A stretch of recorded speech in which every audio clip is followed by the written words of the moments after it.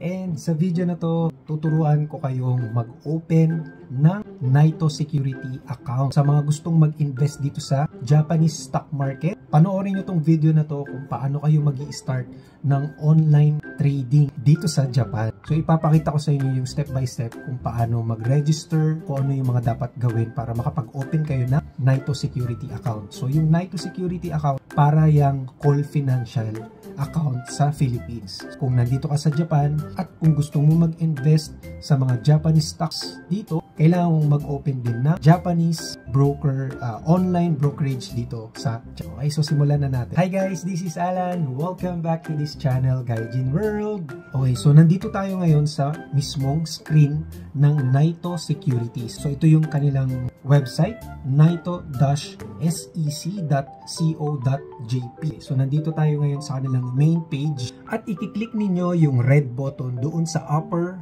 right corner ng screen. So itong pinopoint ko ngayon dito sa akin. Nakikita nyo sa screen, sa aking browser, itong malaking kamay, ayan. I-click nyo yan. So pag kinlik nyo yan, mapupunta kayo ngayon dito. Dahil nga Japanese website ito at puro kanji, pwede kayong gumamit ng web translator, no? So kung gamit nyo ay, ang gamit kong browser ay Microsoft Edge. So sa Microsoft Edge, meron yung mga extension na pwede nyo i-download or right click nyo lang at meron dyang translate to English. Okay, ayan. So ginagawa ko na siya. Right click and translate to English kung gusto niyo yung ma-translate into English yung mga nakikita ninyong Japanese word. So nanggaling na tayo kanina, yung pinaklik ko sa inyo kanina, ang ibig lang sabihin nun ay account opening. So ayan, account opening. So kinlik na natin siya kanina, kaya napunta tayo dito sa screen na ito. So sa account opening, merong tatlong klase.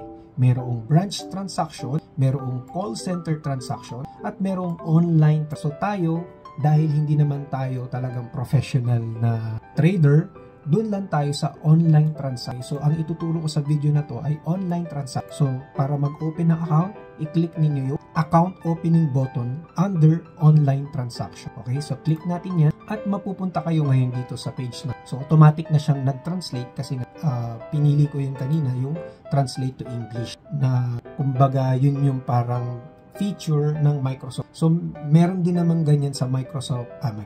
Meron din ganyan yung Google Chrome for sure. Balik tayo dito sa page na to. So pinili ko yung online trading at nandito na ngayon tayo sa opening an online trading account. So nakalagay dito, application from the internet. So ito yung ating gagawin. Mag-apply tayo ng, mag-create tayo ng account through internet. So ang gagawin lang natin ay i-click lang natin itong red button dito sa baba. Ang ibig niyan sabihin ay mag-o-open tayo ng account sa kanila. Mag-a-apply tayo ng account sa Naito Securities. So kung gusto niyo munang basahin yan, ayan, nandiyan sa screen. Meron silang mga advisory or kailangan yung pag-ingatan. So click na natin itong button. So pagdating dito sa screen na to, ito na yung registration na para makapag-open ka. So ang gawin natin ay, ayan, translate natin to English to page na to dahil dito nyo malalaman kung ano yung ibig sabihin ng mga fields na nandyan. Itong field na naunang to, dyan nyo ilalagay yung pangalan ninyo and then yung furigana. So dito, Romaji. So isusulat ninyo yung Romaji name ninyo, yung kung ano yung nakalagay sa passport ninyo or sa residence card ninyo, kung paano siya sinulat dito. Surname and then yung name.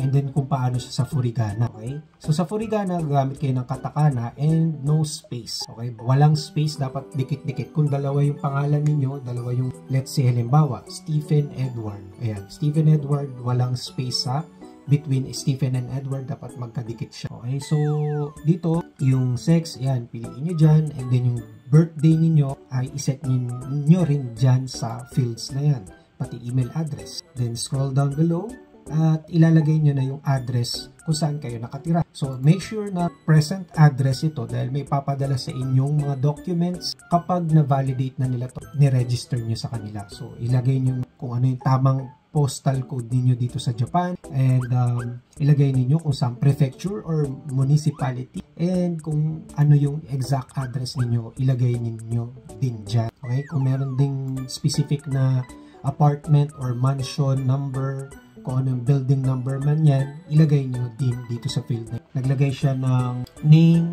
and then yung birthday, yung gender, and then yung email address, and then yung address kung saan nakatira, yung gagawa niya ng account. Pansinin niyo sa taas yung kanyang name and then yung furigana. So mamaya makikita niyo na magkakaroon niya ng walang space. So aayusin niya yan. Then nakalagay din dito kung ano yung postal code. So e-enter niyo siya. Although nababasa niyo siya ng naka-translate, pag in-enter niyo yung inyong data, ni-register niyo dapat naka-kanji. Kasi Japanese broker na to, so dapat Japanese din yung mga data na i-enter. Lagyan niyo rin ng phone number, yung inyong details about sa inyo kung paano kayo mako-contact kasi for sure tatawagan din ka nung Naito Security confirm. So after niyo mailagay yung inyong present address dito sa area na, so pag in-scroll down nyo yan, ay meron pang another postal code kayo makikita dyan. So ang sabi naman dito sa notes sa taas, documents to be sent if you wish to send the materials for opening an account to a place other than the registered address, i-enter nyo raw yung data dito. Pero kung same naman, leave it as blank. Wala na kayong dapat i-enter dito sa area. Then dito sa section na ito, ilalagay nyo naman yung bank account details kung saan ililink ninyo dito sa Naito Securities na i-register ninyo or yung gagawin ninyong account. Ilalagay nyo na yung account name or financial institution, let's say halimbawa J-Post, Japan Post or Juroco Bank o kaya MUFG. Ayan, so dito nyo ilalagay yung mga details na yun sa section. So ito yung area na lalagay mo lang as is na non or nashi kasi tungkol ito sa mga investment experience. So kung halimbawa wala kang experience sa first time kang mag-stock market, yan, i-leave it as is lang na nashi or not. So meron pa ibang pang mga details dito na lahat ay kailangan mong sagutan, pero kung wala ka naman experience dyan, i-check mo lang kung ano yung, ayan, sabi niya, types of transaction you are interested in. So lagay mo kunwari stocks, yan, check mo lang yan, futures or margin trading, kung saan ka interested, investment purpose, motivation for dealing, ayan. And then sa annual income, financial assets, enter mo rin kung ano yung mga details na kung saan ka pasok dito sa mga, let's say kung halimbawa ang income mo ay nasa 3 million to less than 5 million, yan, select yung part na 3 million yen to less than 5 million. Then, ilan ang financial assets mo, planned investment amount,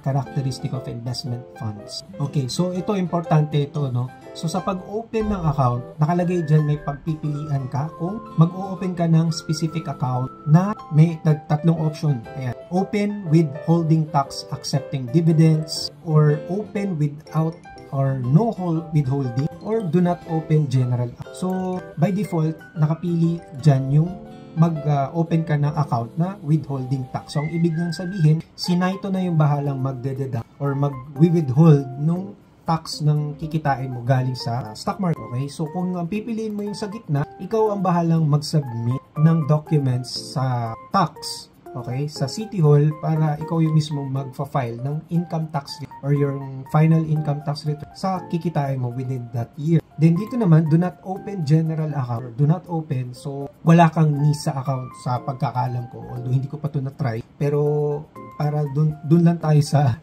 Futsu or yung normal, which is yung withholding, para hindi na rin natin problemahin yung pagsasat ng withholding or ng tax sa mga kikitain ninyo dito sa Naito Securities. So make sure na kumpletuhin nyo mabuti yung bank account details kung saan papasok yung withdrawal in case na mag-withdraw kayo someday. So, make sure na tama yung information na ilalagay nyo sa inyong bank account, yung ililink ninyo. And yung iba pang information dito na na-explain ko kanina, kapag ready na kayo, ayan. So, yan, ganyan niya sinet up kanina. So, pinili niya yung, kung halimbawa gustong magkaroon ng, ayan, if you work for a listed company or those affiliated companies, please select applicable to insider. So, parang siguro makakatanggap ka lang ng mga information about sa trading within Naito Securities. So, ilalagay mo dito yung company mo. Yan, company name sa dulo. Yan. So, naka-highlight dyan kung may mali. Pag kinlik ninyo yung button sa baba, yan, pag kinlik nyo itong check your entries button sa pinakababa, makikita nyo ngayon yung mga errors. Kung meron man, may errors kayo na nakalimutan, na hindi nyo naayos, yan, babalik kayo doon sa pinakaunahan. Hihintayin mo lang yung Shinsa o yung parang investigation, CI, kumbaga, check nila kung ano yung mga nilagay mong information doon sa registration form nila, and after a week ay makakatanggap ka na ng documents galing sa Naito, and yun, malalaman mo na ikaw ba ay qualified na mag-open ng account sa kanila. So dapat tama nga yung address na nilagay mo dun, at tama din yung phone number na nilagay mo dun sa registration form, kasi pwede ka nilang kontakin para ma-verify nga na ikaw yung nag-open ng account sa kanila. So ayan guys, I hope may natutunan kayo sa video na to. Kung nagustuhan nyo, please like this video at mag-comment na rin kayo at i-share nyo na rin to sa mag-open na account dito sa Naito Securities, na ilalagay ko yung link sa description box para matry ninyong magbukas ng Naito Securities or itong online brokerage dito sa Japan. So isa ito sa mga online brokerage na pwede ninyong i-try para makapag-start na kayo mag-invest sa Japanese stock market. Okay? So abangan nyo pa yung iba kong mga susunod na videos related sa stock market dito sa Japan. Okay? So maraming salamat ulit sa panonood, at kung nagustuhan nyo nga, mag-subscribe na kayo at i-hit nyo yung notification bell para updated kayo sa mga susunod pang mga videos na i-upload ko related dito sa stock market sa Japan. Okay? At huwag nyo rin kalimutang i-check yung aming YouTube homepage. Puntahan nyo yung playlist dahil marami kaming playlist dyan na makakatulong sa inyong pamumuhay. Katulad niyan, di ba? Pamumuhay dito sa Japan. Okay? So maraming salamat ulit sa panonood. This is Alan and I will see you on our next video. Huwag nyo kalimutang i-check yung mga videos na lalabas dito sa Ayan na.